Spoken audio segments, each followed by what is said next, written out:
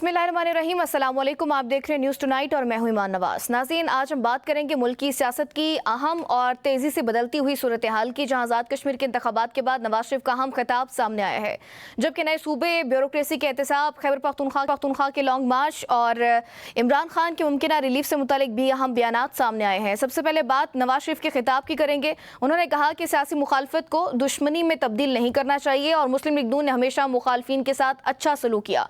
आज़ाद कश्मीर के इंतखाबात में कामयाब उम्मीदवारों को मुबारकबाद देते हुए उन्होंने कहा कि आज़ाद कश्मीर को ज़्यादा से ज़्यादा फंड्स मिलने चाहिए और सड़कों, हस्पतालों और तालीम समेत बुनियादी सहूलियात पर तवज्जो देना होगी। नवाज शरीफ ने कहा कि अवाम ने एक बार फिर मुस्लिम लीग नून पर एतमाद किया है, अब इस एतमाद को कारकर्दगी में बदलना होगा। उन्होंने पार्टी के बास अच्छे उम्मीदवारों की शिकस्त के अवामिल का जायजा लेने की ज़रूरत पर भी जोर दिया। उनका कहना था कि अगर मुस्लिम लीग नून ने अवाम को डिलीवर ना किया तो लोग नाराज होंगे। उन्होंने आज़ाद कश्मीर की पंजाब की तरह तरक्की देने और अवाम की फलाह बहबूद को तरजीह बनाने पर जोर दिया, जबकि शहबाज शरीफ की कारकर्दगी को भी सराहा। दूसरी जानिब अब्दुल अलीम खान ने नए सूबों के कयाम की हिमायत करते हुए जनूबी पंजाब, भावलपुर और हज़ारा सूबे की बात की है। वज़ीर दिफा ख्वाजा आसिफ ने ब्यूरोक्रेसी के एहतसाब और दीगर मामलात और नुकसानात पर अहम सवालात भी उठाए हैं। उधर वज़ीर आला KP सोहेल आफरीदी ने 27 सितंबर के लॉन्ग मार्च में 20 लाख अफराद लाने का दावा किया है, जबकि 5 लाख से ज़ायद रजिस्ट्रेशन का भी जिक्र किया गया है। दूसरी तरफ शफी जान ने इसे आखिरी ऑप्शन भी करार दे दिया है और ने सियासी मामलात में बर्फ पिघलने और इमरान खान की मुमकिना मरहलावार रिलीफ के इम्कानात की बात भी की है। तो इन तमाम अहम सियासी खास के प्रोग्राम में तफसीलन बात करेंगे। प्रोग्राम में मुझे ज्वाइन किया है राना शहरियार ने, रहनुमा मुस्लिम लीग नून है, इसके साथ साथ बैरिस्टर शाहिद मसूद ने मुझे ज्वाइन किया, रहनुमा पाकिस्तान तहरीक इंसाफ हैं, उसके साथ साथ साले जाफर साहब ने मुझे ज्वाइन किया और ईसा नकवी साहब ने मुझे ज्वाइन किया। आप दोनों सीनियर तज्जियाकार हैं, बहुत शुक्रिया तमाम मेहमानों के ज्वाइन करने का। सबसे पहले तो मैं साले जाफर साहब आपकी तरफ आना चाहूँगी। ये जो मियाँ साहब ने आज उनकी ज़ेर सदारत नून लीग का इजलास हुआ मरी में और पीपल्स पार्टी से जो है वो गिला शिकवा गालिबन करते नजर आए हैं। उन्होंने कहा कि जिस तरह बयानात दिए गए हैं इस तरह नहीं होना चाहिए था, सियासत में मुखालफत होनी चाहिए लेकिन इस कदर नहीं होनी चाहिए कि वो चीज़ दुश्मनी में बदल जाए। क्या समझते हैं बड़े मियाँ साहब, नाराज़ हैं पीपल्स पार्टी से अभी भी? शुक्रिया ईमान नवाज साहिबा। गुजारिश ये है कि ये जो इजलास जिसका आप जिक्र कर रही हैं, जिससे नवाज शरीफ साहब ने खिताब भी किया, इसका ताल्लुक़ आज़ाद कश्मीर के इंतखाबात के नताइज के ऊपर तबादला ख्याल करना था और आइंदा का लाए अमल इसमें मुरतब किया जाना था। और आइंदा का लाए अमल जब मुरतब होगा तो चूँकि मुस्लिम लीग नून ने वहाँ पे अक्सरियत हासिल की है, बल्कि 2/3 अक्सरियत हासिल की है, तो यकीनन हुकूमत बनाने जाएंगे और जब हुकूमत बनाएंगे तो उसके साथ साथ कुछ आइनी मुनासिब है उनके बारे में फैसला करना होगा। तो बुनियादी तौर पर ये गुफ्तगू उस बारे में थी, लेकिन वहाँ पर ये अच्छी बात है कि नवाज शरीफ साहब ने इज़हार ख्याल करना भी पसंद किया और लोग बहुत अरसे से तवक्को कर रहे थे कि नवाज शरीफ साहब अपनी जो खामोशी है उसको अब गुफ्तगू में तब्दील करेंगे और इसका आज अमली मुजाहरा भी देखने में आया। और जैसे कि अभी हमारी गुफ्तगू से पहले आप कह रही थी कि उन्होंने नवाज शरीफ साहब ने अचानक ये क्या कर दिया। नवाज शरीफ साहब देखिए सियासी जमात के बहुत बड़ी सियासी जमात के सरबराह हैं, मुल्क के 3 मरतबा वज़ीर आज़म रह चुके हैं, पंजाब के चीफ मिनिस्टर रहे हैं मुतअद्दिद मरतबा। इसके अलावा उनकी एक बुज़ुर्गाना हैसियत भी है। बुज़ुर्गाना लफ्ज़ जो है वो शायद उनको अच्छा ना लगे, एक सीनियर सियासतदान की हैसियत भी है। तो उस लिहाज से उनकी जो गुफ्तगू है वो बड़े इनमाक और तवज्जो से सुनी जाती है। आपको मैं याद दिला दूँ कि पाकिस्तान पीपल्स पार्टी और पाकिस्तान मुस्लिम लीग नून, इनकी जो असास है, इनकी जो बुनियादें हैं, ये किसी इत्तेहाद के हवाले से नहीं हैं, ये मुतहारब जमातें हैं बुनियादी तौर पर। आपको याद होना चाहिए कि जुल्फ़िकार अली भुट्टो पीपल्स पार्टी के बानी थे और पाकिस्तान मुस्लिम लीग N को जनरल ज़िया-उल हक की शफ़क़त हासिल थी। तो अब आप देखिए जहाँ से ये पार्टियाँ शुरू हुई और अब कितनी खुश आइंद बात है कि इस वक्त वो दोनों पार्टियाँ इक़्तिदार में एक दूसरे की हिस्सेदार बनने के लिए तैयार हो जाती हैं। मैं सन 2006 का वो COT जिसको मिसाक़ जमहूरियत कहता हूँ उसकी याद दिलाना चाहता हूँ कि उस पर मरहूमा बेनज़ीर भुट्टो और नवाज शरीफ साहब ने दस्तखत किए थे और जिसके बाद तवक्को थी कि ये दोनों सियासी जमातें एक दूसरे के साथ शीरो शक्कर होकर अगर नहीं चल सकती तो कम कम एक दूसरे की मुतहारब नहीं रहेंगी। अब उसके बाद की एक तारीख भी बड़ी अजीबो-गरीब है, मैं उस पर बात नहीं करना चाहता, लेकिन ये मैं अर्ज़ करना चाहता हूँ कि जब माहौल इतना बेहतर हो गया तो उसके बाद तवक्को यही थी। अब आप देखिए, एक नहीं एक से ज़्यादा मौके पर ये दोनों सियासी जमातें एक दूसरे की पार्टनर रही हैं, एक दूसरे की हलीफ रही हैं। ये ठीक है कि बीच में जब उनकी आपस में वो जो कहना चाहिए टूट जाती है, तंद टूट जाती है, तो फिर तल्ख गुफ्तगू होती है। लेकिन आपने रिकॉर्ड से ही देखा होगा कि पाकिस्तान मुस्लिम लीग नून जो है, इसके लोग तल्ख गुफ्तगू करने में पहल नहीं करते। इसकी इब्तिदा हमेशा से मैंने ये मुशाहिदा किया है कि पीपल्स पार्टी से हुआ। हाँ। अभी गिलगित बल्तिस्तान के इंतखाबात हुए, उसमें वहाँ बिलावल गए, उन्होंने बहुत तल्ख बातें की। आज़ाद कश्मीर के इंतखाबात हुए तो उन्होंने हद ही पार कर दी। तो यकीनन फिर ये बात नवाज शरीफ साहब को तकलीफ दे होगी उनके लिए, उनको गिरान गुजरी। उन्होंने पहले भी इसका जिक्र किया आपसे, जब वो इंतखाबी मुहिम को ख़त्म करने के बाद वापस आए तो उन्होंने कहा कि ये सियासी इख्तलाफात को दुश्मनी का रंग नहीं देना चाहिए। और फिर सियासी इख्तलाफ किसके साथ? देखिए, आप एक दूसरे के पार्टनर हैं। इस वक्त हुकूमत को अगर नवाज शरीफ साहब की पार्टी इंजॉय कर रही है तो पाकिस्तान पीपल्स पार्टी भी उसको कई मनासब मिले हुए हैं, कई आईनी ओहदे मिले हुए हैं। सिंध की हुकूमत उनके पास है, बलूचिस्तान की हुकूमत उनको दी गई है, गिलगित बल्तिस्तान की हुकूमत में उनको ताबन हासिल है पाकिस्तान मुस्लिम लीग नून का। तो इन मानों में नवाज शरीफ साहब ने जब उनको ये कहा है कि आप ये इस तरह की तल्ख नवाई से बाज रहे, तो ये कहीं नहीं उन्होंने से कहा कि हम आपके साथ अब आप मज़ीद नहीं चलने के लिए तैयार। गिला है, गिला करना चाहिए, और वो उन्होंने बड़े होने के नाते से उनको समझाने की कोशिश की है। बेहतर होता कि बिलावल के वालिद सदर पाकिस्तान नासिर जरदारी उनको समझाते कि भाई आप इस गुफ्तगू को एक ख़ास हद से तजावुज़ ना करें। लेकिन बदकिस्मती से उनका कहना शायद कारगर नहीं हुआ, या उन्होंने कहा ही नहीं, और वो चलते गए हैं और नतीजा ये निकला है। चलिए, अब शायद बड़े मियां साहब की वो बात मान लेंगे।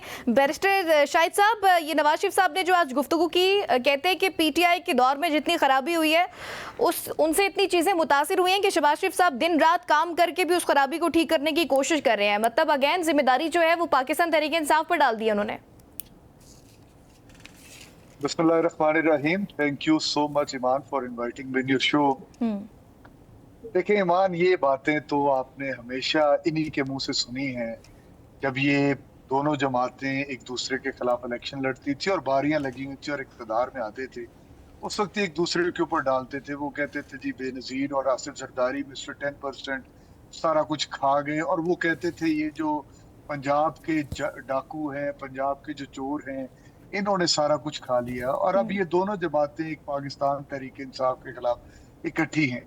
देखिए, आज जलसों के अंदर जो बातें इन्होंने एक दूसरे के खिलाफ की हैं, वो मेरा नहीं ख्याल कि हकीकत के ऊपर मबनी बातें हैं।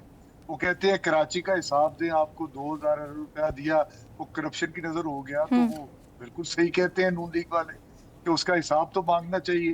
फिर वहां पे वो कहते हैं जी सिंध पूरे का पूरा खंडरात बना हुआ है, नून लीग वाले। ये भी बिल्कुल हकीकत है कि सिंध के अंदर जिस किस्म के हालात हैं वो भी सारे पाकिस्तान के सामने हैं। वहाँ पे बच्चे एड्स की वबा के अंदर मुब्तला होकर सरकारी सरकारी अस्पतालों की गफलत की वजह से मर रहे हैं। वहाँ पे तकरीबन कुछ 70 लाख बच्चा है जो स्कूलों से बाहर है।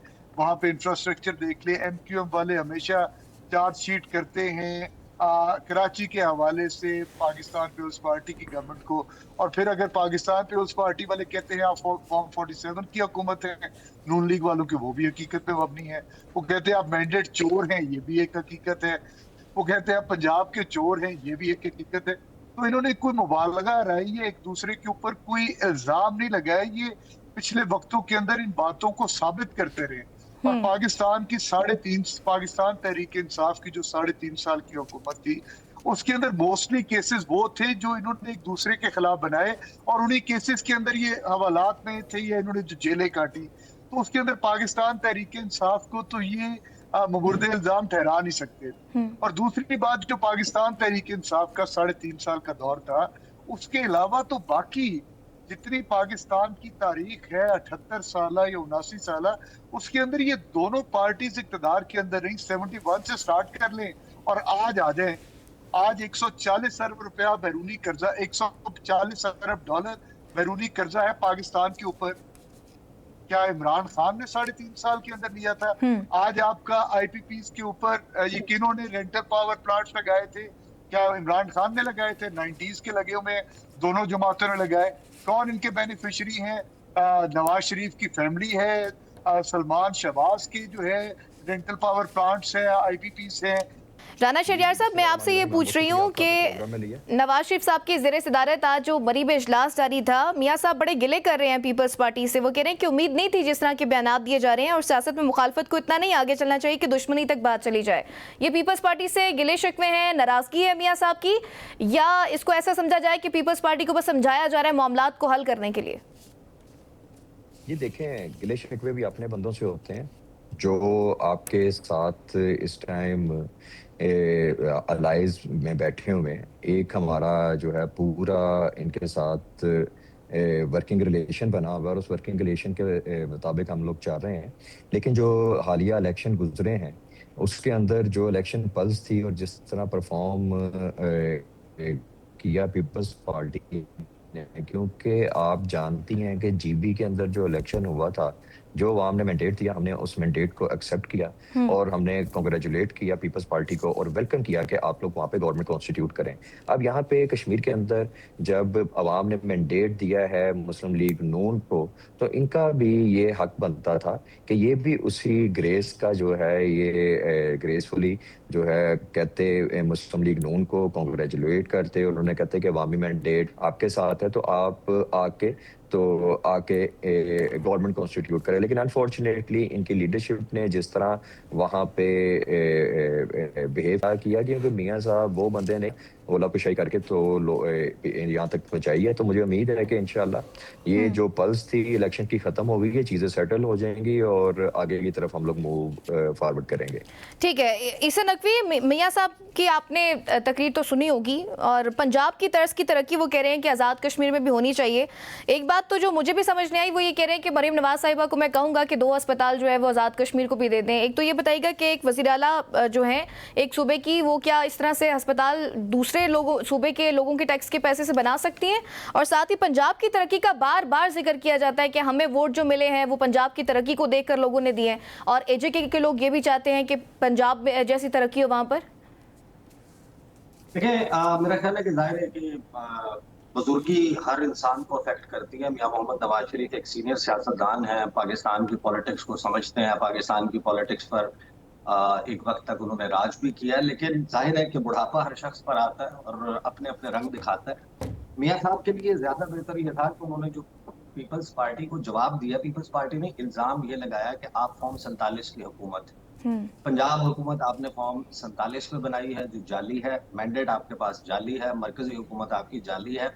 मियां साहब के हवाले से जाती तौर पे मियां मोहम्मद नवाज शरीफ की सीट के हवाले से पाकिस्तान पीपल्स पार्टी के मुताद्दिद जो रहनुमा हैं उन्होंने ये इल्जाम लगाया कि वहां पर ये हार गए थे और यास्मीन राशिद साहिबा जीती थी, और फॉर्म 47 पर जाली तरीके से मियां साहब को MNA बना दिया गया, नेशनल असेंबली का मेंबर।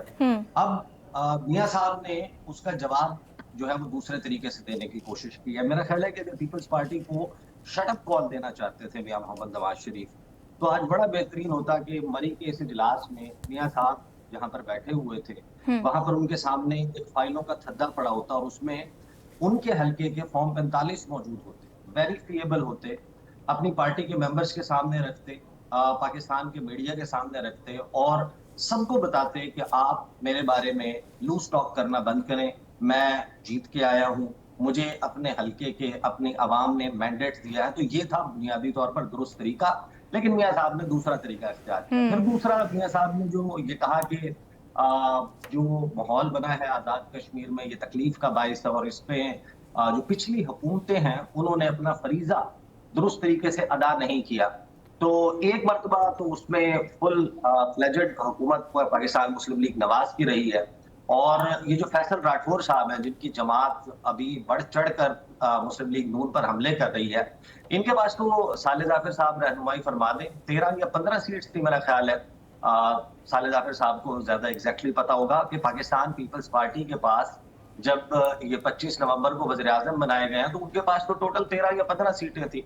तो फैसल राठौर साहब की जो पिछली हुकूमत थी जिसने डिलीवर नहीं किया, जिसकी वजह से आजाद कश्मीर की आज ये सूरत हाल है, उसको आजाद कश्मीर पे मुसल्लत करने के लिए मियां साहब ने जो वोट्स दिए थे, या PMLN ने जो पाकिस्तान पीपल्स पार्टी के कैंडिडेट को प्राइम मिनिस्टर बनाने के लिए वोट्स दिए थे, उसका जवाब किससे ले? उसका जवाब भी तो मियां साहब को देना चाहिए था। और आज जो नूरा कुश्ती चल रही है पाकिस्तान पीपल्स पार्टी और मुस्लिम लीग नून की, ये शायद पाकिस्तान में जमहूरियत के लिए सबसे बड़ी डिससर्विस है कि आप अपने मुल्क के नौजवान को ये पैगाम दे रहे हैं कि आपका वोट मैटर नहीं करता, बाद में हम जितने मर्जी नारे लगाएं, जो हम जुलूसों में, जलसों में तकरीरें करें, आखिर में जब हम बैठेंगे इख्तिदार में तो बैठ के हम ये काम करेंगे। जलसों में आप तकरीरें करते हैं एक दूसरे के खिलाफ। अब बिलावल भुट्टो जरदारी साहब को भी इतना चीखने चिल्लाने की क्या जरूरत है? उनकी जमात में कोई नहीं सुनता। उनके वालिद साहब जो हैं उनके डिसीजन चलते हैं, बिलावल साहब के हाथ में कुछ भी नहीं है उनकी जमात में। अगर उनके हाथ में कुछ होता तो पाकिस्तान पीपल्स पार्टी या वो जिस किस्म के नारे लगा रहे हैं तो वो फॉर्म 47 की हुकूमत के ताने दे रहे हैं, और फॉर्म 47 की उसी हुकूमत को सपोर्ट देकर यहाँ पर बैठे हैं। गवर्नरियां आपने ली हुई हैं, सवाले सदर आपने मान के बैठे हुए हैं। ठीक है, इस पर मजीद भी बात करते हैं। ब्रेक का कहा जा रहा है, एक ब्रेक के बाद दोबारा हाजिर होंगे।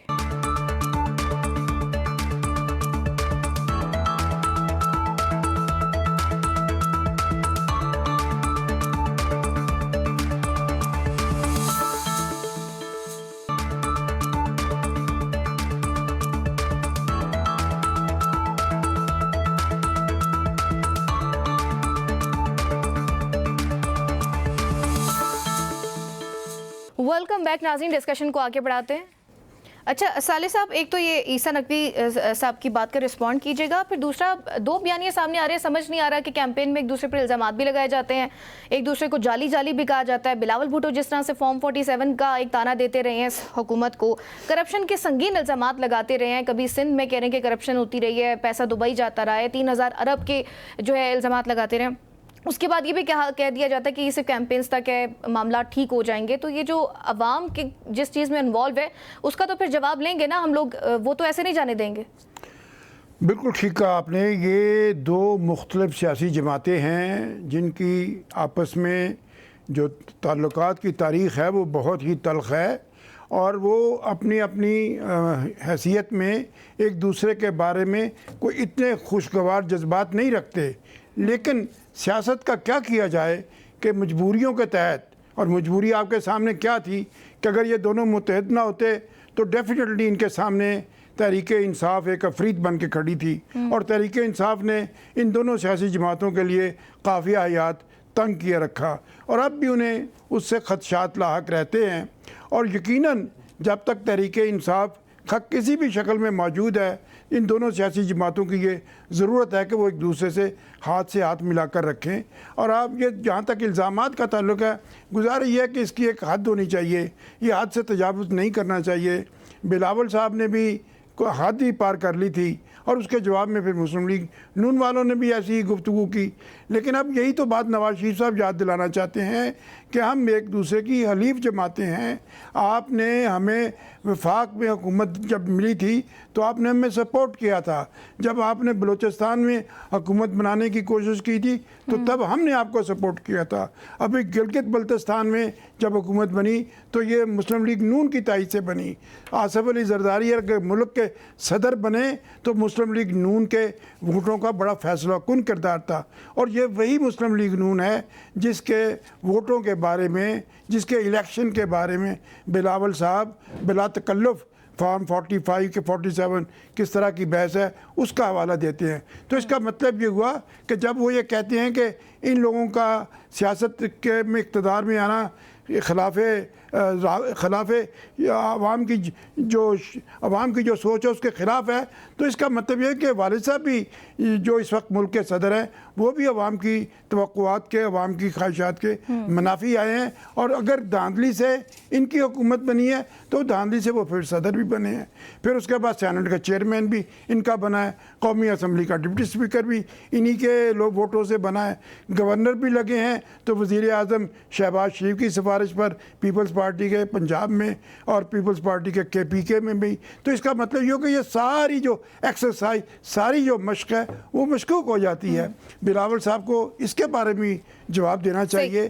सियासत में एक हद होनी चाहिए। जब आप एक दूसरे के हलीफ हैं, एक दूसरे के साथ मिलकर चल रहे हैं, तो इख्तलाफी बातें एक हद तक होनी चाहिए, इस हद तक नहीं होना चाहिए कि वो वाकई जिस तरह नवाज शरीफ ने कहा है कि ये दुश्मनी नहीं दिखाई देनी चाहिए। और फिर मैं ये बारे दिगर कहूँगा कि इन दोनों के लिए जो एक मुश्तरका ख़तरा है वो सामने मौजूद है। और ये मुमकिन नहीं है, ये मुमकिन नहीं है कि तहरीक इंसाफ के साथ पीपल्स पार्टी हाथ मिला ले और फिर भी इक़्तिदार में रहे, या मुस्लिम लीग नून उसके साथ हाथ मिला ले और उसका भी इक़्तिदार चलता रहे। ये ऐसा नहीं होगा। मारूजी हालात इस बात की निशानदेही करते हैं कि तहरीक इंसाफ से हाथ मिलाना, इनमें से जो भी सियासी जमात हाथ मिलाएगी उसके लिए ज़हर कातिल साबित होगा। बाकी तहरीक इंसाफ के अंदर जो लोग हैं उनकी बहुत बड़ी तादाद ऐसी है जो इन दोनों से राब्ते में है, और उनमें से ज़्यादातर का राब्ता मुस्लिम लीग N से है। अब आई होप कि आपने जो सवाल किया था उसका जवाब आ गया होगा। बैरिस्टर शाहिद साहब, ये जो साले जाफिर साहब भी इशारा दे रहे हैं, शफी जान साहब भी इससे कबल ये कह चुके हैं कि पीपल्स पार्टी से हमारे राब्ते जारी है, और पीपल्स पार्टी के भी कुछ रहनुमा हैं जो हमसे राब्ता कर रहे हैं। कोई मुमकिन तौर पर इत्तेहाद हो सकता है? आप लोग हाथ मिला सकते हैं पीपल्स पार्टी से? देखें ईमान, हम ये इस चीज को बहुत पहले ही वाजे कर चुके हैं अवाम पाकिस्तान के लिए भी और पाकिस्तान पीपल्स पार्टी के लिए भी। हम ये कहते हैं कि सबसे पहले तो आप जो हुकूमत की बस है इससे नीचे उतरें। अगर आप हकीकी मानों के अंदर जमहूरियत को तकबीयत देना चाहते हैं और जो तकारीर आपने की है अगर आप दिल से समझते हैं कि वो सच्ची थी, जिस तरह मैंडेट को चोरी किया गया, जिस तरह फॉर्म 47 की हुकूमत बनाई गई, जिस तरह करप्शन को उजागर किया गया, तो सबसे पहले आप मुस्लिम लीग नून को छोड़ के, आईनी ओहदों को छोड़ के आए हमारे साथ मिलके बैठ के बात करें हमारे साथ कि आइन और कानून की बालादस्ती को कैसे कायम करना है, बात करें हमारे साथ इलेक्शन को साफ और शफाफ कैसे बनाना है, बात करें हमारे साथ कि इस मुल्क के अंदर जो मसाइल हैं उनका हल कैसे निकालना है, जो मुल्क इतना ज्यादा कर्जे के अंदर जकड़ा गया उसको कैसे निकालना है, और जमहूरियत को कैसे हमने आगे लेकर चलना है। अगर तो इन बुनियादी चीजों के ऊपर पाकिस्तान पीपल्स पार्टी के साथ हमारी कोई बात हो जाती है, तो वो इस बात को जो पिछले जो कुछ उन्होंने किया उसको छोड़ के आगे चलने के लिए तैयार हैं, इन चीजों के ऊपर कॉम्प्रोमाइज ना करने के लिए तैयार हैं, तो हम बात करने के लिए तैयार हैं। हम ना सिर्फ पाकिस्तान पीपल्स पार्टी बल्कि हर सियासी जमात के साथ बात करने के लिए तैयार हैं, ताकि इस मुल्क के अंदर सही मानों के अंदर एक सियासी competition with in political parties, एक ऐसा सियासी निजाम राइज हो जिसके अंदर कॉम्पिटेंस के ऊपर, जिसके ऊपर परफॉर्मेंस के ऊपर अवाम पाकिस्तान पॉलिटिकल पार्टीज को जज करें और आगे वोट दें, ना कि ऐसा निजाम हो जिसके अंदर सबको ये लगे कि कुछ बैरूनी कुव्वतें हैं जो गैर सियासी हैं, गैर जमहूरी हैं, वो अपनी मर्जी से हुकूमतें बनाती हैं, अपनी मर्जी से हुकूमतें गिराती हैं। हम ये चाहते हैं कि ना बिलावल को ये नारा मारना पड़े कि आपने मैंडेट चोरी किया, और ना मियां नवाज शरीफ को आने वाले दिनों में ये नारा मारना पड़े कि वोट को इज्जत दो, बल्कि जब सब सियासी जमातें मिल बैठेंगे, और हम तो इसके अंदर मुस्लिम लीग नून को भी कहेंगे, मियां नवाज शरीफ जिस तरह पहले मेरे भाई ने कहा कि इनका बहुत बड़ा कद है, तो उस कद को इस्तेमाल करने की जरूरत है। उनका एक कद ऊपर गया था जब उन्होंने वोट को इज्जत दो का नारा लगाया और गैर सियासी और गैर जमहूरी कुव्वतों के सामने खड़े हुए, और लोगों ने उनको जो है वो अप्रिशिएट भी किया और लोगों ने उनको कबूल भी किया। लेकिन आज उनकी बेटी, उनके भाई ने उसी सियासत को दफन करके रख दिया है। आज आप देखते हैं कि मुस्लिम लीग नून के अंदर से ये आवाजें उठती हैं, बल्कि पिछले दिनों किसानों ने प्रेस कॉन्फ्रेंस करके कहा कि हमें नहीं चाहिए मरियम नवाज, हमें मरियम नवाज का इस्तीफा चाहिए, क्योंकि ये इंसान कुछ है, ये इंसानों को जो है वो जिंदा जला रही है, जिंदा उनको दरगोर कर रही है, और किसान बेचारा मर गया इस मामले के अंदर। तो इन हालात के अंदर मियां नवाज शरीफ साहब के ऊपर और जरदारी साहब के ऊपर और बिलावल साहब के ऊपर ये जिम्मेदारी आती है कि अगर आज तहरीक इंसाफ इमरान खान एक प्रिंसिपल स्टैंस लेकर पाबंदे सलासल हैं, तो सारी कुव्वतें मिल जाएं और इस सियासी और जमहूरी निजाम को मजबूत कर जाएं, ताकि आने वाली नस्लें पाकिस्तान की सुधर जाएं और हम लोग आगे निकल जाएं। राना शहरयार साहब, मुझे ये बताएं कि जैसे सालेह जाफिर साहब ने भी कहा कि आप लोगों की मजबूरी है पीपल्स पार्टी से इत्तेहाद, और पीपल्स पार्टी भी ये कहती है कि ये मजबूरी का निकाह है, और इसकी जो ओनली रीज़न है वो पाकिस्तान तहरीक इंसाफ है। किस चीज़ का रिस्पॉन्ड कीजिएगा? दूसरा, ईवान सदर में जो मुलाकात हुई, नकवी साहब भी थे, जरदारी साहब वहाँ पर थे, शहबाज शरीफ साहब थे, और उसके बाद जरदारी साहब ये कह रहे हैं कि ऐसे बयानात नहीं देने चाहिए कि बाद में लोग फिर हमारा मजाक भी बनाएं। तो राना सनाउल्लाह साहब ने तो कहा था कि बिलावल भुट्टो की जो गिनती है वो बहुत जल्द सीधी हो जाएगी, तो क्या समझा जाए, ये गिनती इनकी सीधी हो रही? जी ईमान, देखें, आपने 2 क्वेश्चन मुझसे किए हैं। पहले तो आपने कहा था कि जी ये गैर फितरी एक निकाह, ये बिल्कुल गलत बात है। देखें, हमारी दोनों जमातों की एक हिस्ट्री है। हम लोगों ने कुर्बानियाँ दी हैं इस मुल्क की खातिर, हमने जमहूरियत की खातिर कुर्बानियाँ दी हैं, और अपने जो जितना भी यहाँ तक हम लोग पहुँचे हैं, तो हमारी एक हिस्ट्री है। तो जिस तरह जो कुछ मर्जी कहते रहें, हम लोग उसे ऑन नहीं करेंगे। हम लोगों ने तो पॉलिटिकल एसेट अपना स्टेक पे लगा के, ठीक है, अब मुश्किल हालात हैं जिसकी वजह से ये हालात बने हुए हैं, महंगाई का तूफान है, हम लोग इसको जो है एक्सेप्ट करते हैं। लेकिन हमारा मकसद कभी भी ये नहीं रहा कि हम लोगों ने जो है जो वो घिराव जराव वाली सियासत करनी है, या हम लोगों ने सिस्टम को डिरेल करना है। जहाँ तक आपने बात की कि ये जो कल रात को एक हुई है, मीटिंग हुई है जो ईवान सदर के अंदर, ये तो रूटीन मैटर्स हैं। वजीर आजम और सदर के दरमियान मीटिंग होना कोई इतना बड़ा इशू नहीं है। वहाँ पे हमारी कैबिनेट के मेंबरान भी बैठे थे, तो ये जो मामला थे वो डिस्कस हुए होंगे। जो हमारे ये रूटीन में हफ्ते में 1-2 मीटिंग्स हो जाती हैं, तो ये कोई चंबे की या न्यू बात नहीं है। हाँ, जहाँ तक गिनती की बात है, ये एक इलेक्शन फर्ज थी, जब मैंने अर्ज किया आपसे पहले भी, इलेक्शन फर्ज थी, इलेक्शन गुजर गया। हर बंदा अपना नैरेटिव लेके जाता है आवाम के पास, और अकॉर्डिंग टू दी जो है सर्कमस्टांसेस वो पेश करता है। तो शुक्र अल्हम्दुलिल्लाह, हम लोगों ने अपना नैरेटिव दिया, लोग आजाद कश्मीर के लोगों ने हमारा जो है नैरेटिव वो बाय किया और हमें मैंडेट दिया। तो हम लोग इस पोजीशन में आए हैं कि हम लोग वहाँ पे गवर्नमेंट फॉर्म करने जा रहे हैं। अच्छा, और जो दूसरी गिनती की बात है उस पर भी रिस्पॉन्ड कर दें। बिलावल भुट्टो साहब की गिनती सीधी हो गई? जी गिनती आप उनसे पूछे, पीपल्स पार्टी वालों से। हमारी तो पहले दिन से भी यही था। राना सनाउल्लाह साहब ने कहा था ना कि बहुत जल्द सीधी हो जाएगी। जी गिनती है, उन्होंने 10 तारीख को कहा था, 10 तारीख के बाद गिनती सीधी हो गई, तो गिनती सीधी आपके सामने है। ठीक है ईसा, मुझे ये बताएं कि अब 28वीं तरमीम की भी बास्केट शुरू हो गई है, और अब तो डेट भी सामने आ रही है। नवंबर के महीने में कहा जा रहा है कि 28वीं तरमीम आ सकती है, जिसमें एनएफसी के मामलात में तब्दीली देखेंगे, न्यू इंतजामी यूनिट्स की बात की जा रही है। आपको लगता है कि 28वीं तरमीम आने वाली? देखें, हो सकता है कि सितंबर में आ जाए। नवंबर की आप बात कर रहे हैं, सितंबर के एंड में, आखिरी हफ्ते में, आखिरी 10 दिन में आपको पता चले कि इसके ऊपर एक्टिवली काम शुरू हो गया है, चीजें सामने इसको हम खबर समझें? अक्टूबर में ये सारा सिलसिला शुरू हो जाए। नवंबर का इंतजार कौन करेगा? अच्छा, ये तो आप खबर दे रहे हैं फिर। मैं आपको अपना फेयर गेस दे रहा हूँ। मुल्क के जो सियासी हालात बन रहे हैं, जिस हीट की बात कर रहे हैं आप, जिस तपिश की बात कर रहे हैं, पाकिस्तान पीपल्स पार्टी और नून लीग जिस तरीके से एक दस्तो गिरेबान होने की कैफियत में नजर आते हैं, और अंदर अंदर एक पॉलिसी जो है वो भी बन गई है कि सूबों को रेजिस्ट कैसे करना है, इस काम को लंबा कैसे करना है। साथ में वो कोइंसाइड कर रहा है पाकिस्तान तहरीक इंसाफ का लॉन्ग मार्च। आपको पता है कि जब भी कोई हाइटेंड पॉलिटिकल एक्टिविटी होती है, तो इसके नतीजे में कुछ ना कुछ ऐसा जरूर होता है। जो से पहले भी आईनी तरामीम हुई थी, उसमें बड़ा सियासी हल्ला गुल्ला था। तो अब जो सियासी गर्मा गर्मी का माहौल बन रहा है, इसमें हो सकता है कि ये अराउंड लॉन्ग मार्च जो पीटीआई प्लान कर रही है, उसके इर्द गिर्द भी आपको डेवलपमेंट नजर आए। अच्छा। और मुस्लिम लीग नून, मेरी अंडरस्टैंडिंग और किसी हद तक मैं मालूमात की बुनियाद पर आपको बता रहा हूँ कि पाकिस्तान मुस्लिम लीग नवाज छोटे सूबों के मामले को, छोटे इंतजामी यूनिट्स के मामले को, दोनों में से किसी भी चीज को कर लिया जाए, उसको रेजिस्ट नहीं करेगी, बल्कि पाकिस्तान मुस्लिम लीग नवाज ये कहेगी कि बिस्मिल्लाह सिंध से की जाए।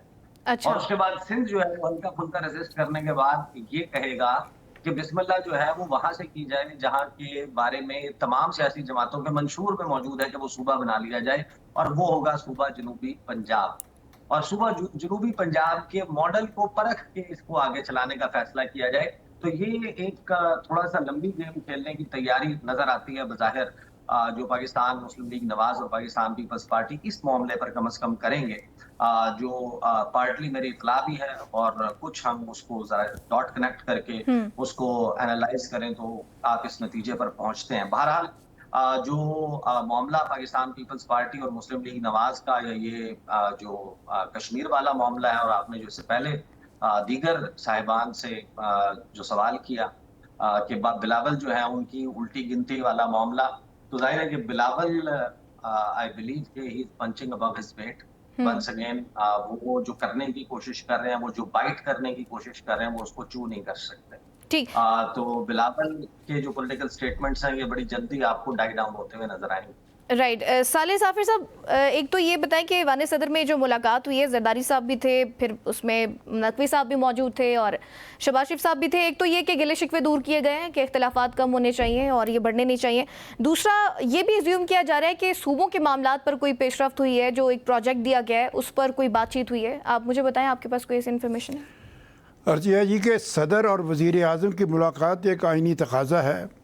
वज़ीर आज़म को, सदर को, वज़ीर आज़म पे लाज़म है कि वो सदर को कौमी और बैनुल-अक़वामी मामलात पर हुकूमत की जो भी पेशरफ्त हो उस पर एतमाद मिलें।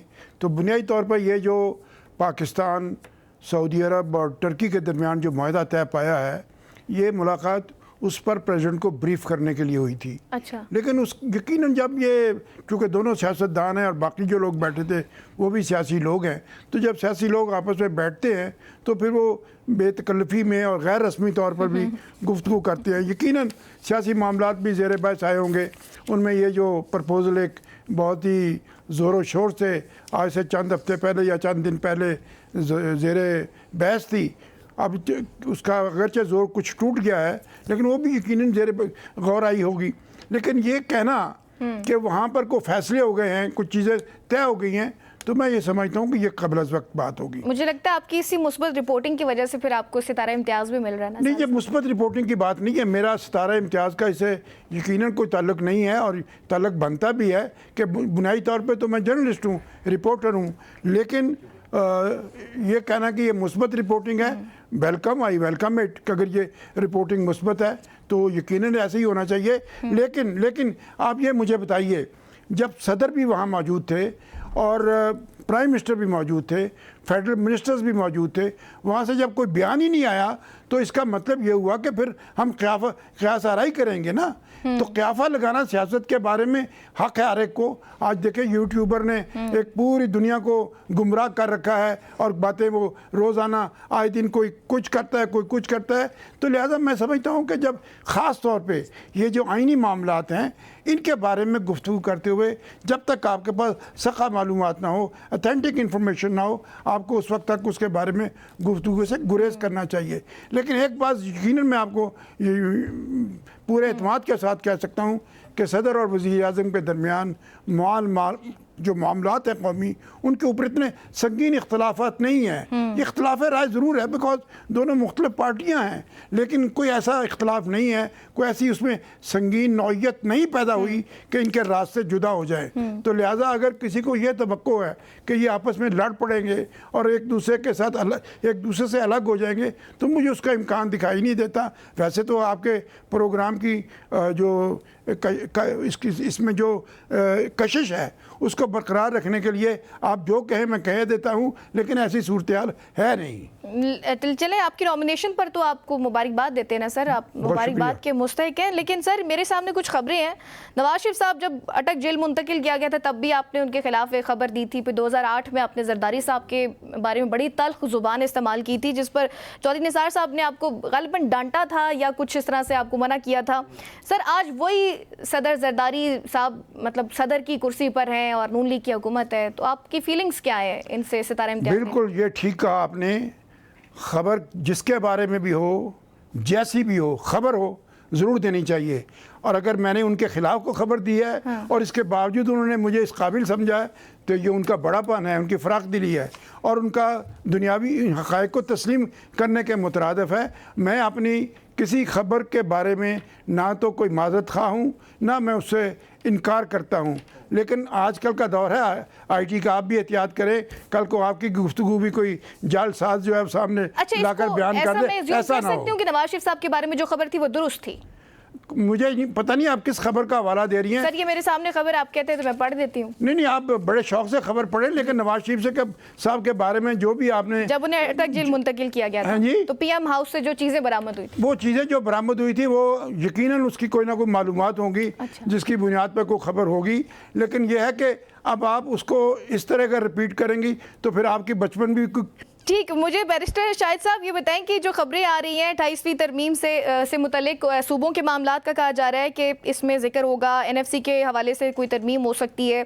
सर ये कहा जा रहा है कि पीटीआई जो है वो सूबों के हक में भी है और कोई बर्फ पिघल सकती है, बैकडोर कोई राब्ते भी जा रहे हैं खान साहब से, क्योंकि पीटीआई तो इसके हक में है कि सूबे बनने चाहिए और बुशरा बीबी के थ्रू जो है खान साहब से कोई मामलात आगे बढ़ाने की कोशिश की जा रही है, क्योंकि एस्टैब्लिशमेंट भी ये चाहती है कि पीटीआई ऑन बोर्ड हो। सर कोई राब्ते जारी हैं? देखिए ईमान, ये बड़ा अहम सवाल है और ये अहम इसलिए है कि हम 1973 के आइन के साथ कुछ छेड़छाड़ की बात कर रहे हैं। ये वो आइन था जिसको सारी सियासी जमातें जो पाकिस्तान की थी उन्होंने मुतफिका तौर पे दिया था। कोई एक भी ऑपोजिशन के अंदर नहीं थी उस वक्त, सारों ने जो है इसके ऊपर कॉन्सेंट दी थी और एक मुतफिका आइन बना। और उसके बाद इस आइन ने बहुत सारे अदवार देखे जिसके अंदर इसके साथ छेड़खानी की गई, लेकिन जो पिछले कुछ 1 या 2 साल के अंदर 26वीं और 27वीं आईनी तरामीम करके इस आइन का हुलिया बिगाड़ा गया, जिसके अंदर आर्टिकल 175 तक आर्टिकल 210 जो इंडिपेंडेंस ऑफ जुडिशरी की बात कर रहा था उसको आपने बिल्कुल निगेट कर दिया। आर्टिकल 4 को आपने निगेट कर दिया, आपने जुडिशरी को एग्जेक्टिव के ताबे कर दिया। और ये आज यही वजह है कि जब कहते हैं मोहसिन नकवी साहब की सिस्टम कोलैप्स कर गया तो उनकी मुराद यही है कि आईनी इदारे जो है वो फंक्शनल नहीं है, क्योंकि मेरा जो सोशल कॉन्ट्रैक्ट था स्टेट के साथ वो तो आईने पाकिस्तान है और आईने पाकिस्तान के अंदर जो मेरे फंडामेंटल राइट्स हैं अगर वो मुझे निगेट किए जाएंगे तो I will definitely go to the court. अब कोर्ट एक ऑर्डर करती है जिसको एग्जेक्टिव उठा के फाड़ के फेंक देता है कि मैं इमरान खान से आपकी मुलाकात नहीं करवाऊंगा, और हम जाते हैं हम कहते हैं मौजूद अदालत आपकी तौहीन हो गई, लेकिन मौजूद अदालत आगे से खामोश हो जाती है, वो केस फिक्स ही नहीं किया जाता। तो इस सेंस के अंदर जब हम कहते हैं कि 73 का आइन अपनी असल हालत के अंदर मौजूद नहीं, फंक्शनल नहीं, तो जिन लोगों ने इसकी हुलिया बिगाड़ा और इसको बिगाड़ने वाले भी पाकिस्तान पीपल्स पार्टी वाले बड़ी बड़ी शर्मिंदगी के साथ ये बात कहनी पड़ती है। अब हो के इन लोगों के पास मैंडेट नहीं है, आइन को तब्दील करने के लिए आपको 2/3 मेजॉरिटी चाहिए। अब 2/3 मेजॉरिटी के ऊपर ये खुद क्वेश्चन मार्क उठाए बैठे हैं दोनों पार्टीज जो इस वक्त हुकूमत के अंदर है, और जिस तरह इन्होंने 2/3 मेजॉरिटी ली है वो भी आपके सामने है कि रिजर्व सीट्स के ऊपर इनका कोई इस्तेहकाक ही नहीं था। हाँ। कोई आईनी कानूनी अखलाकी जवाज नहीं था इनके पास कि इनको ये रिजर्व सीट्स दी जाती, इन्होंने ले ली और लेकर 2/3 मेजॉरिटी ले ली और उसके बाद आइन के साथ खिलवाड़ किया।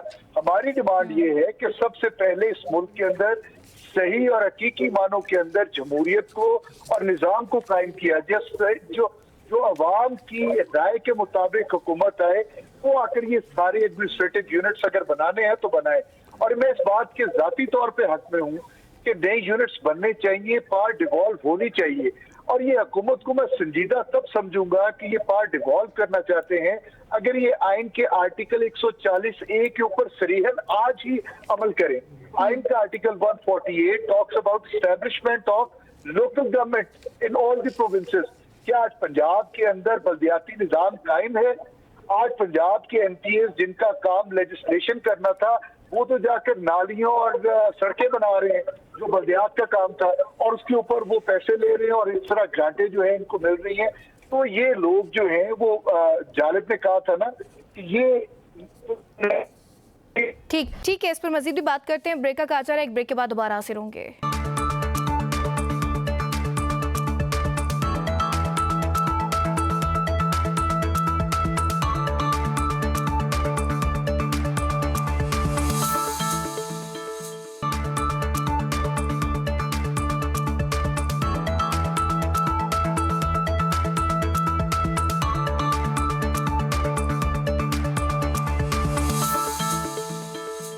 वेलकम बैक नाज़रीन, डिस्कशन को आगे बढ़ाते हैं। राना शहरयार साहब, मुझे ये बताएं कि इस वक्त जो एक मौमा बना हुआ है, इमरान खान साहब से मुलाकात का भी बना हुआ है। 27 सितंबर की पीटीआई ने कॉल भी दे रखी है, तहरीक भी करेंगे। अल्लामा राजा नासिर अब्बास साहब ये कह रहे हैं कि अगर मुलाकात नहीं करवाई जाती तो ऐवान नहीं चल सकता है, और शफी जान साहब ये कह रहे थे कि अगर मुलाकात करवा दी जाती है तो मे बी ये जो कॉल है 27 सितंबर की, ये कॉल ऑफ भी हो सकती है। तो सर, इस वक्त तो पाकिस्तान तहरीक इंसाफ ने गारंटी भी दे दी है कि वो सियासी गुफ्तगू नहीं करेंगे, तो मुलाकात आप लोग करवाने जा रहे हैं या नहीं होगी? ये देखें, ईमान इस टाइम जो है इन्होंने पटिशन दी हुई है कोर्ट के अंदर, 18 तारीख के लिए फिक्स है और उसका पैनल भी जजेस का बना हुआ है। तो 18 तारीख को अपने राइट के लिए अदालतों से रजू करें। बेसिकली इशू ये है कि इनको चाहिए तो पहले भी तो वो कोर्ट ऑर्डर्स ही लेकर गए थे। ये मैं वही बात कर रहा हूँ। ये इन्हें अदालतें चाहिए गुड टू सी यू वाली। जब ये अपने रवैये चेंज करेंगे, हर चीज अदारे को अदारा समझेंगे, तो फिर ही जाके इन्हें ईज आउट किया जाएगा ना। ये जो है जख्मी की है, उसके बाद इन लोगों ने जो हालात बनाए हैं, और ये तो खुद अब कहने शुरू हो गए हैं कि जो पीटीआई ये ज़हनी मरीजों की जमात है। तो लेकिन इशू ये है कि इन्हें अपने रवैये चेंज करने चाहिए। रवैये चेंज हो गए तो हर चीज जो मैनेज इनका हो जाएगा। अब ये 27 सितंबर वाली जो इन्होंने डेट दी है, इन्होंने 9 मई भी किया था, इन्होंने 26 नवंबर भी किया था। तो ये कई डेटें दे रहते हैं, कभी फाइनल डेट कह देते हैं, कभी सेमीफाइनल कहते हैं, कभी ये इस साइड पे चले जाते हैं। इनके पहले अपनी जमात है, उसके अंदर डिवीजन इतनी ज्यादा है, तो उस डिवीजन के अंदर जो है ये आपस में ये लोगों का जो इत्तेफाक नहीं है, तो ये इसी तरह ये जलील होते रहेंगे, और ये जलील हो भी रहे हैं, और इनका कुछ भी नहीं बनेगा। ये इसी तरह चलते रहेंगे। ठीक है ईसा नकवी, एक तो ये कि आपसे तो मैं इज़ारे यकजहती करती हूँ कि आपकी नॉमिनेशन नहीं आई है सितारे इम्तियाज़ के लिए, लेकिन साले साहब को अगर आप मुबारकबाद देना चाहें तो वो ज़रूर आप दे सकते हैं। और साथ मेरा सवाल भी ले लीजिएगा कि ये जो गारंटी दे दी गई है पाकिस्तान तहरीक इंसाफ की तरफ से कि अब कोई सियासी गुफ्तगू नहीं होगी, एक प्रेस कॉन्फ्रेंस हुई थी, आज़म नज़ीर तारिक साहब आए थे, साथ अता तारिक साहब आए थे, और बड़ी ब्रीफ उन्होंने जो है एक प्रेस कॉन्फ्रेंस की कि ये मुलाकातों के बाद जो है सियासी गुफ्तगू करते हैं, प्रोपेगेंडा करते हैं, ट्विटर पर बयान देते हैं, और आर्टिकल्स का भी उन्होंने जिक्र किया था कि इस वजह से जो है इनकी मुलाकात नहीं करवाई जा रही। अब तो वो गारंटी भी दे दी गई है, सीएम केपी ने भी गारंटी दी है कि कोई गुफ्तगू नहीं होगी सियासी, फिर भी मुलाकात नहीं करवाई जा रही। इसके रीजन आप क्या समझते हैं? देखिए, वो रीजन तो अभी राणा साहब ने बताई। उन्होंने कहा कि जब इदारे, अब पता नहीं वो कौन से इदारों की बात कर रहे हैं, वो कह रहे हैं कि जब इदारे जो है वो मुतमईन हो जाएंगे तो फिर मुलाकात हो जाएगी। अब इत्मीनान उन्होंने किसको दिलवाना है मुझे नहीं पता। साले जाफिर साहब को यकीनन मुबारकबाद देता है।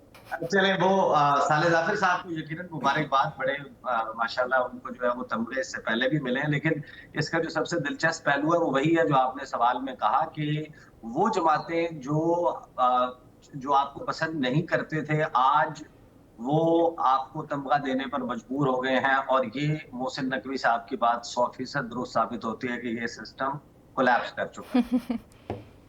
अच्छा, अब वो जाहिर है कि जो मुलाकात की बात है, और मुझे तो हैरानी है इस बात पे कि पाकिस्तान तहरीक इंसाफ क्यों गारंटियां दे रही है कि हम सियासी बात नहीं करेंगे, या सियासतदान अगर सियासी बात नहीं करेगा, घोड़ा अगर घास नहीं खाएगा तो फिर वो क्या खाएगा, वो भूखा मरेगा। सियासतदान है आप, और आप कहते हैं कि हम सियासी बात नहीं करेंगे। हम देखें जो जेल मैनुअल में अगर तब्दीली हुई है, तो उस तब्दीली के हवाले से अगर कोई कदगन आपका ऊपर आ गई है, पाकिस्तान में कानून मौजूद है, उस कानून के ऊपर अमल दरामद होना चाहिए। पाकिस्तान तहरीक इंसाफ इस किस्म की गारंटीज लेके जो मुलाकात ठीक करने की कोशिश कर रही है, ये कह रही है कि अगर ये मुलाकात करवा दी जाए तो लॉन्ग मार्च जो है वो मौखर भी हो सकता है, वो कॉल ऑफ भी हो सकता है। इसकी एक रीजन ये भी हो सकती है कि पाकिस्तान तहरीक इंसाफ जो है वो प्रेशर उस तरह से डेवलप नहीं कर पा रही, मोमेंटम गेन नहीं कर पा रही, इसीलिए एक फेस सेविंग है कि हम गुफ्तगू नहीं करेंगे, बस मुलाकात हो जाए और फेस सेविंग मिल जाए। नहीं, मेरा ख्याल है कि जाहिर है कि ये एक पहलू हो सकता है, आप इसको एज एन एनालिसिस आप इसको पेश कर सकते हैं। लेकिन ये तो जब मैदान सजेगा, जब ये मामला शुरू होगा, तो फिर पता चलेगा कि मोमेंटम जो है, आपको पता है कभी कभी एक छोटा सा वाकया होता है वो ट्रिगर कर देता है और चीजें जो है वो आउट ऑफ कंट्रोल हो जाती हैं। अभी तक हुकूमत जो है वो कायम दायम है, हुकूमत का कंट्रोल भी मौजूद है, हुकूमत जो है वो कानून से हटकर सियासी एक्टिविटी जो है उस पर पाबंदियां लगाने के इरादे में भी भरपूर तरीके से नजर आती है। तो फिलहाल तो ये मामला जो है वो जाहिर है कि एनालिसिस के तौर पर आप कह सकते हैं कि पाकिस्तान तहरीक इंसाफ को फेस सेविंग ढूंढ रही है। मेरा ख्याल तो ये है कि हुकूमत जो है वो बड़ी इसके आखिरी हद तक जाएगी, कोशिश करेगी। अभी तक तो कि हुकूमत बड़ी engagement- कॉन्फिडेंट नजर आ रही है, क्योंकि दलाल चौधरी साहब ये कह रहे थे कि ये 20 लाख का दावा कर रहे हैं कि हम इतने लोग लेकर आएंगे, ये सिर्फ 1.5 या 2 लाख बंदा ले आए हम हुकूमत छोड़ देंगे। बात दुरुस्त है। अगर वाकई 1.5 लाख बंदा आ जाए और चार्ज 1.5 लाख का क्राउड आ जाए तो हुकूमत जो है जिस हुकूमत के अपने सबसे बड़े इत्तेहादी कह रहे हो कि ये फॉर्म 47 की बनी हुई जाली हुकूमत है, वो हुकूमत जिसके लिए जाहिर है कि जो अब आपस में दस्तो गिरेबान है कि उनका एक सीनियर मिनिस्टर यानी इंटीरियर मिनिस्टर, जिनको बहुत सारे लोग सुपर प्राइम मिनिस्टर भी कहते हैं, वो ये कह रहे हो कि सिस्टम कोलैप्स कर चुका है।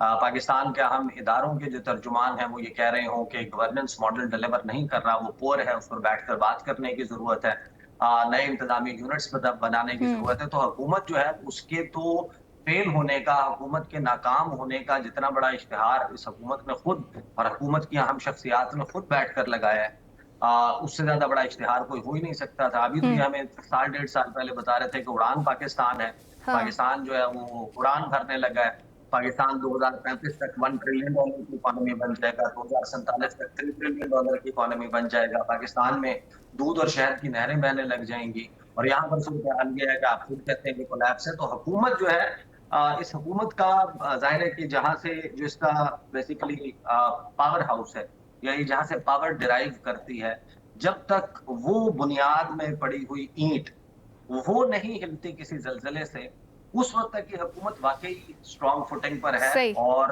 बड़ी मजबूत है। जिस दिन वहां से हवाओं का रुख तब्दील होना शुरू हुआ, ये दो पॉलिटिकल पार्टीज रेत के जर्रों की तरह आपको उड़ती हुई नजर आई।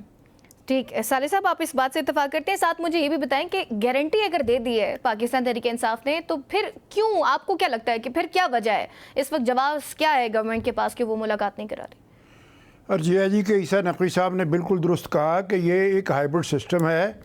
इसमें जितने भी फरीक आपको दिखाई देते हैं वो जब तक एक दूसरे के साथ मिलकर चलेंगे तो ये निज़ाम ये चलता रहेगा।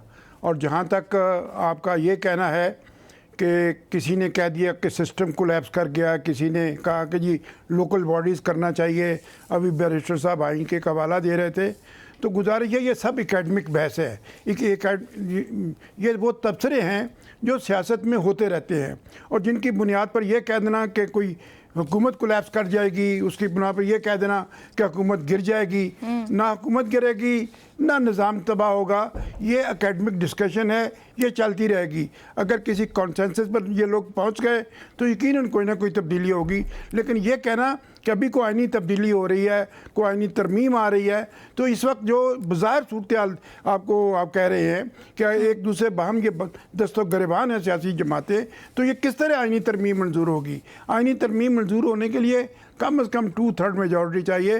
2/3 मेजॉरिटी जो है वो अवेलेबल नहीं होती इन हालात में जिन हालात से हम गुजर रहे हैं और जिस तरह की गुफ्तगू हम सुन रहे हैं। जी ठीक है, मुझे बस एक शॉर्ट सा कमेंट जो है बैरिस्टर साहब की बात को मैं एक जुमला जो है वो कह दूं, अगर आप इजाजत दें तो। जी हुकूमत जो है, हुकूमत को साले जाफर साहब दुरुस्त फरमा रहे। देखिए, हुकूमत को उस वक्त तक कोई खतरा नहीं है जब तक वो ये नहीं समझने लग जाते कि हाँ हम हुकूमत हैं। जिस दिन वो कहते हैं कि हम हुकूमत हैं और हमने जो है वो पुल बनाया है 12 कौम का, उस दिन इनके लिए खतरा हो जाए। सही है। और साले साहब, आपने मेरी मुलाकात वाली बात का रिस्पांस नहीं दिया कि इमरान खान साहब से मुलाकात क्यों नहीं रही। कुछ खबरें ये भी आ रही हैं, सीनियर साहब ये भी कह रहे हैं कि बुशरा बीबी और इमरान खान साहब को बनी गाला शिफ्ट किया जा सकता है। आपके पास कोई ऐसी खबर है? जी यकीनन शिफ्ट किया जा सकता है, बशर्ते कि वो जिस तरह के अपने रवैये के बारे में कहा जाता है कि उसको तब्दील करें, 9 मई से तौबा तायब करें और उसमें माफ़ी कौम से मांगे, मुसल्लह अफवाज से माफ़ी मांगे। उसके बाद यकीनन उनके लिए गुंजाइश पैदा हो सकती है। बड़े बड़े मुजरिमों को माफ़ कर दिया जाता है, शायद उनके लिए भी कोई गुंजाइश पैदा हो। मैं नहीं समझता कि बनी गाला इन हालात में जब तक कोई क्वेश्चन ना हो, कोई जबर ना हो, जब तक मुश्किल ना हो, वो बनी गाला या हॉस्पिटल शिफ्ट करना, खैर एक ही बात है, वो नहीं करेंगे। लेकिन आप ये देखिए इस वक्त मामला है सुप्रीम कोर्ट में सुप्रीम कोर्ट यकीनन मुलाकात का हुक्म दे सकती है, लेकिन सुप्रीम कोर्ट ऐसा कोई हुक्म नहीं देगी कि उनको फ़लाँ हॉस्पिटल में मुंतकिल कर दिया जाए, वहाँ मुंतकिल कर दिया जाए, क्योंकि ये खालिस सेहत का मामला है। इसके ऊपर डॉक्टर्स की जो ओपिनियन है वही हतमी होगी। अगर डॉक्टर्स या उनका पैनल ये कहेगा कि मरीज़ को, कैदी को जेल के हॉस्पिटल में शिफ्ट कर दें, तो जेल की इंतज़ामिया मजबूर होगी, वो उसको वहाँ शिफ्ट कर देगी। बाहर के किसी हॉस्पिटल के लिए कहेगी तो उसको वहाँ ले जाया जाएगा। इससे पहले भी उनको ले जाया गया है। तो लिहाजा इसके बारे में ना तो ज़्यादा आपको फ़िक्र करने की ज़रूरत है, ना आपको ज़्यादा पुरुमीद होने की ज़रूरत है। इसमें आप सुप्रीम कोर्ट में मामला है, आप उसका इंतज़ार कर लीजिए। 3 दिन की बात है, मामला सामने आ जाएगा। और हमें तवक्को करनी चाहिए, हमें उम्मीद करनी चाहिए कि सुप्रीम कोर्ट इंटेलिजेंट डिसीजन देगी, अच्छा प्रूडेंट फैसला करेगी जो आइन और कानून के मुताबिक होगा।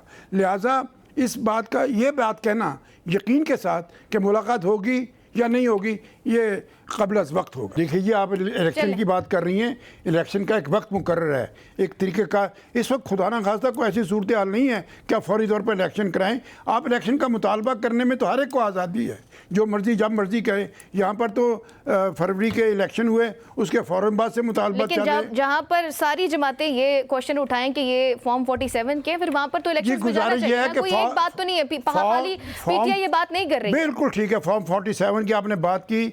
फॉर्म 47 अगर कोई साबित कर सकता है तो ट्रिब्यूनल मुकर्रम मौजूद हैं, आप वहाँ जाएं और साबित करें और वैसी बात ख़त्म हो जाएगी। आप खाम कर 47 की आपने रट लगाई हुई है, इससे कोई फ़ायदा नहीं होगा। कौन सी जमात है जो ये मानती है कि ये शफाफ इंतखाबात हुए थे? गुजारिश है कि यह शफाफ और गैर शफाफ का मामला मेरे कहने से या किसी फ़र्द या अफराद के कहने से नहीं होता। इसके लिए अदालती तरीक़ेकार मौजूद है।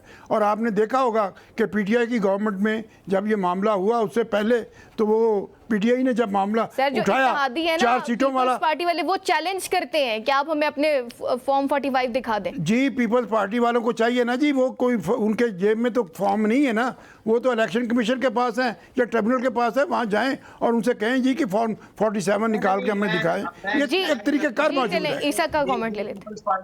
पीपल्स पार्टी की बिल्कुल बददियानती है। Bilawal Bhutto Zardari is playing to the gallery. Bilawal Bhutto Zardari सिर्फ और सिर्फ सियासी बयानात दे रहे हैं। पाकिस्तान पीपल्स पार्टी की ना विल है, ना इस वक्त उनकी सियासी वक़्त है कि वो इस किस्म का कोई काम कर सके। वरना ये काम तो बिलावल भुट्टो जरदारी बहुत आसानी से कर सकते हैं। वो हारे हैं ना लाहौर से, उनको किसने हराया? अता तारड़ साहब ने हराया। पाकिस्तान पीपल्स पार्टी कहती है कि अता तारड़ साहब जो है वो फॉर्म 47 के ऊपर जाली तरीके से मेंबर बनाए गए हैं कौमी असेंबली के। तो जिस हल्के में पाकिस्तान पीपल्स पार्टी का चेयरमैन लड़ रहा था, इनके हर पोलिंग स्टेशन के ऊपर पोलिंग एजेंट मौजूद था ना, उसके पास एक सर्टिफाइड वेरीफाइड कॉपी है ना फॉर्म 45 की। तो बिलावल भुट्टो जरदारी वो सामने रखते हैं। यानी बिलावल भुट्टो जरदारी इस कदर खौफजदा है कि वो टिक टॉक तो करते हैं। वो ये तो कहते हैं कि नून लीग की उल्टी गिनती शुरू हो गई, ये जाली हुकूमत है, ये सब कुछ है। तो आप अपने हल्के के फॉर्म 45 जरा सामने रख के दिखा देना सबको। फॉर्म 45 रखते हैं, उसमें आपके वोट भी पता चल जाएंगे, उसमें अता तारड़ साहब के वोट भी पता चल जाएंगे, उसमें जो कोई आजाद कैंडिडेट है उसके भी वोट पता चल जाएंगे। उसको आप टेस्ट केस के तौर पर ले लें। तो बिलावल भुट्टो जरदारी जो बात कर रहे हैं पीपल्स पार्टी, ये इंतहा दर्जे की सियासी मुनाफिकत है। और पाकिस्तान पीपल्स पार्टी अगर चाहे तो 2 मिनट में दूध का दूध पानी का पानी कर सकती है। बिलावल भुट्टो जरदारी के लाहौर के हल्के के जो फॉर्म 45 है वो सामने रखते हैं। ठीक है, बहुत शुक्रिया। इसी के साथ प्रोग्राम का वक्त भी ख़त्म हो गया। अपने तमाम मेहमानों का शुक्रिया, प्रोग्राम में उन्होंने अपना दिया। नाज़रीन, प्रोग्राम का वक्त ख़त्म हो गया। अपनी मेज़बान ईमान नवाज़ को दीजिए इजाज़त। अपना ख्याल रखिएगा। अल्लाह ने के बाद।